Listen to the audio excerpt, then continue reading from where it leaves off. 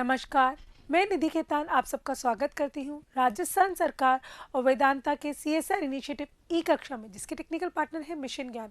दोस्तों, आज हम यहाँ पे गृह विज्ञान का अध्ययन करने के लिए एकत्रित हुए हैं, जिसके अंतर्गत हम इकाई 3 वस्त्र एवं परिधान का अध्ययन कर रहे हैं। पाठ 26 के भाग 1 में हमने पूर्ण अध्याय का अध्ययन कर चुके हैं, जिसके अंतर्गत हमने शोधक पदार्थों के बारे में जाना, डिटर्जेंट, साबुन, मृदु साबुन, कठोर साबुन, विभिन्न कैटेगरीज के बारे में जाना, उनका उपयोग जाना, उनके कॉम्पोजिशन या उनके अंदर कौन कौन से उत्पादक कार्य लिए जाते उनके बारे में जाना। आइए अब हम भाग 2 में इनके किताब के अनुसार कौन कौन से अभ्यास प्रश्न आपके दिए गए हैं उनका अध्ययन करते हैं, और आशा करती हूँ कि आपने अध्याय के अध्ययन के अंतर्गत पूर्ण उस पाठ को याद किया होगा और इस समय नोटबुक लेके तैयार होंगे इनको कॉपी में लिखने के लिए। आइए अब अध्ययन करते हुए देखते हैं कौन कौन से प्रश्नों का हमें अध्ययन करना है और याद करना है। आइए, पहला है वस्तुनिष्ठ प्रश्न। गंदे वस्त्रों की धुलाई के लिए इस्तेमाल होता है शोधक पदार्थ, क्योंकि हम हमारे गंदे कपड़ों को शोधक पदार्थ के अंतर्गत धोते हैं, साफ करते हैं और स्वच्छ बनाते हैं। कठोर व मृदु जल में क्रियाशीलता कम हो जाती है, वो होता है साबुन, क्योंकि साबुन जो होता है कठोर व मृदु जल में उसकी क्रियाशीलता की भिन्नता आती जाती है। इसके अंतर्गत टेली व लाड है प्राणिज वसा, जो कि एक महंगी वसा है और वो नहाने के साबुन के अंतर्गत ही प्रयोग में ली जाती है। अधिक आर्द्रता क्षमता वाले शोधक पदार्थ होते अपामार्जक, जो अधिक आर्द्रता या नमी रखते हैं अपने अंतर्गत। आइए रिक्त स्थानों की पूर्ति करें। अपामार्जक कठोर एवं मृदु जल में समान रूप से क्रियाशीलता रखते हैं और समान रूप से शोधक कार्य को संपन्न करते हैं। वसा व क्षार साबुन निर्माण के मुख्य भाग होते हैं। डिटर्जेंट जल के सतही दबाव को कम करके आपके जो गंदगी है उसको पानी में पाइसीकृत करके घुलनशील कर देता है। अपामार्जक के प्रमुख 6 संघटक होते हैं जिसके अंतर्गत उसका निर्माण किया जाता है।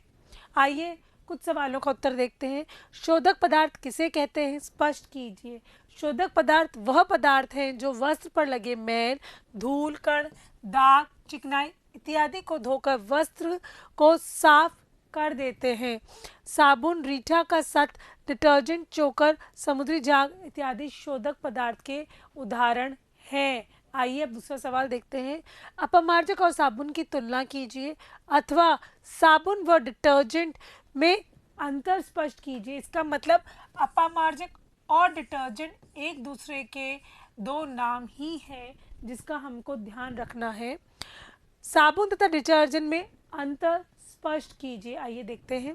साबुन व डिटर्जेंट में अंतर है। साबुन का निर्माण प्राकृतिक वसा व क्षार से होता है, जबकि डिटर्जेंट का निर्माण रसायनों से व पेट्रोलियम उत्पादों से किया जाता है। ये कम प्रभावशाली है, ये अधिक प्रभावशाली है।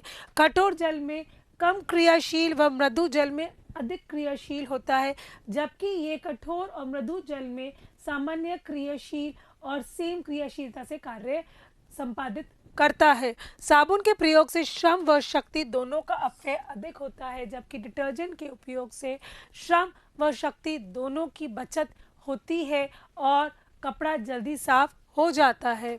साबुन में विरंजक पदार्थों का समावेश नहीं होता, अतः सफ़ेद वस्त्रों की चमक लाने के लिए अन्य साधनों का उपयोग करने की आवश्यकता पड़ती है, जबकि डिटर्जेंट में आपके विरंजक पदार्थ मिले हुए होते हैं, अतः सफ़ेद कपड़ों में चमक लाने के लिए आपको अन्यथा या अलग से कोई विरंजक उपयोग में लाने की आवश्यकता नहीं पड़ती है। इसी के अंतर्गत दूसरा बिंदु है, सूक्ष्म जीव साबुन से पूर्णतः नष्ट नहीं होते, जबकि डिटर्जेंट से सूक्ष्म जीव पूर्णतः नष्ट हो जाते हैं और आपका कपड़ा पूर्ण रूप से स्वच्छ और डिसइंफेक्टेंट होता है।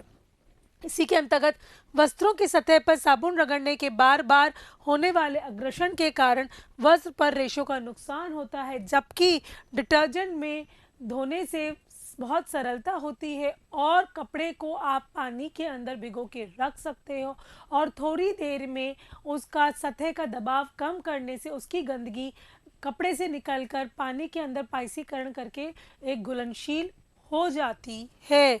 दाग आसानी से नहीं छूटता, जबकि डिटर्जेंट में विभिन्न प्रकार के विरंजक होने के अंतर्गत सभी प्रकार के दाग आसानी से छूट जाते हैं। साबुन हाथों को नुकसान पहुंचाता है, जबकि डिटर्जेंट हाथों को नुकसान नहीं पहुंचाता है। वस्त्रों का रंग निकलने का भय ज़्यादा होता है, डिटर्जेंट में धोने से रंग निकलने का भय इतना अत्यधिक नहीं होता है। इसके अंतर्गत अगर हम ध्यान दें तो कपड़े धोने के लिए डिटर्जेंट अत्यधिक उत्तम चॉइस है एज कंपेयर टू साबुन, क्योंकि जहाँ पे भी देखें तो डिटर्जेंट आपको श्रम वाइज, शक्ति वाइज, कॉस्ट वाइज और सभी आपको सैनिटाइजेशन वाइज अच्छा उत्तम चॉइस माना जाता है। जिसके अंतर्गत आइए दूसरा सवाल देखते हैं। उत्तम साबुन व डिटर्जेंट के गुण बताइए। उत्तम साबुन व डिटर्जेंट के गुण कौन कौन से? उत्तम साबुन में 30% जल व 61 से 34% वसीय अम्ल अत्यधिक होना आवश्यक है। उत्तम साबुन जल में शीघ्र घुलनशील होता है।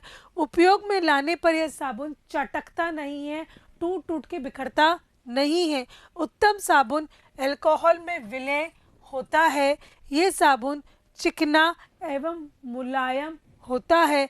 अच्छा साबुन क्षार रहित होता है, जैसे आपके कपड़े और हाथ को क्षति ना पहुंचाए। उत्तम डिटर्जेंट के गुण होते हैं। डिटर्जेंट की कठोर व मृदु दोनों प्रकार के जल के साथ प्रयोग में लाया जा सकता है। ये फिर से क्षार रहित होता है। ये सूक्ष्म जीवों को पूर्णतः नष्ट कर देता है। ये वस्त्रों की धुलाई शीघ्रता से करता है। इनमें धुलाई सरल तथा आसानी से हो जाती है। इनसे हाथों की त्वचा को नुकसान नहीं पहुंचता और आपके हाथ स्वच्छ और निर्मल बने रहते हैं। डिटर्जेंट तेल रहित होता है। इनमें अधिक आर्द्रता क्षमता होती है। ये जल के सतही तनाव को कम करके उसमें जो आपकी गंदगी है उसको घुलनशील कर देते हैं, पाइसीकृत कर देते हैं। ये कपड़े धोने की मशीन के पुर्जे व पूर्ण सुरक्षित करके रखते हैं। ये साबुन से सस्ते होते हैं और ज़्यादा उपयोगी साबित होते हैं। आइए इसके अंतर्गत दूसरे सवाल का अध्ययन करें। साबुन की विशेषता बताते हुए इनके वर्गीकृत करिए। साबुन की विशेषता: उत्तम गुण वाले साबुन जल में शीघ्रता से घुल कर अधिक झाग बनाते हैं। अधिक क्षार वाले साबुन के उपयोग से वस्त्र पीले पड़ जाते हैं। अतः उत्तम गुण वाले साबुन में क्षार व रेजिन ज़्यादा मात्रा में उपलब्ध नहीं होता है। साबुन में 30% जल व 61 से 65% वसीय अम्ल होना अत्यधिक आवश्यक है।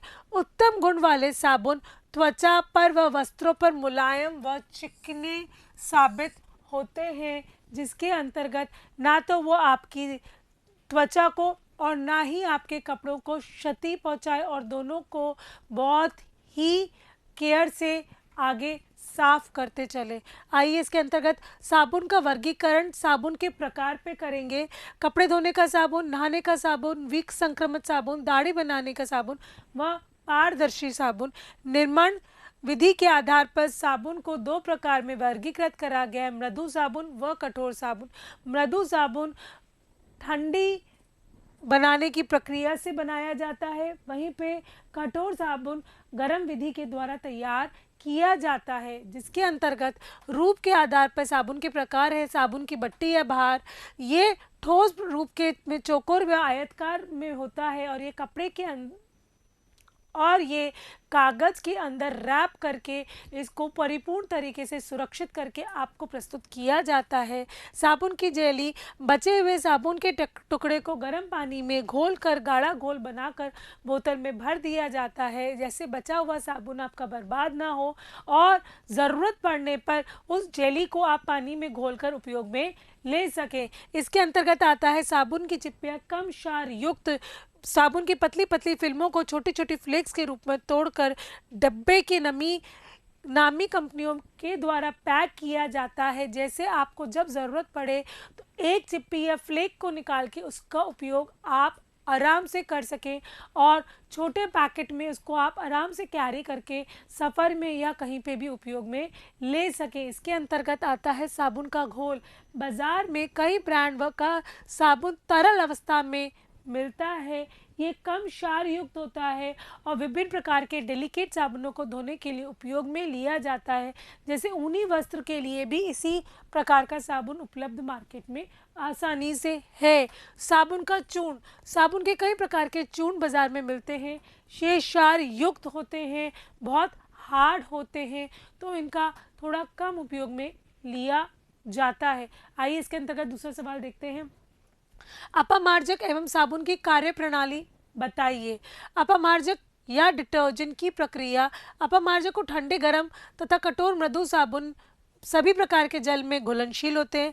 अधिक आर्द्रता क्षमता होने के कारण जल में शीघ्र घुल जाते हैं और आपके लिए कपड़े धोने के लिए आराम से सॉल्यूशन तैयार कर देते हैं। ये जल के सतही दबाव अथवा वस्त्र के प्रतिरोधक को कम करके, जिससे ये जल के साथ मिलकर वस्त्रों के रेशे के भीतर तक पहुंचकर पूर्णतः वस्त्र के प्रतिरोधकता को कम करके, जिससे कि वह जल के साथ घुलकर वस्त्रों के रेशों के भीतर अंदर चले जाएं और वस्त्रों के अंदर जो गंदगी जमी हुई है उसे निकाल कर जल में घुलनशील करके वहाँ पे पाइसीकृत कर दें और आपके कपड़े को स्वच्छ और निर्मल कर दें।